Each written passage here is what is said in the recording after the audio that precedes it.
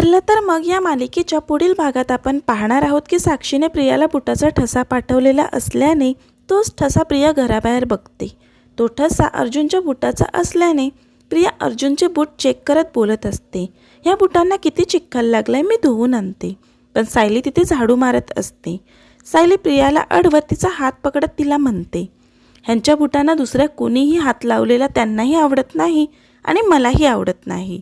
त्यानंतर प्रिया साक्षीला फोन करते आणि बोलत असते, तुझ्या घरी चोरी झाल्यानंतर तुझ्या खोलीचा तू मला फोटो पाठवला होता, त्यामध्ये जमिनीवर एक बुटाचा ठसा उमटला होता।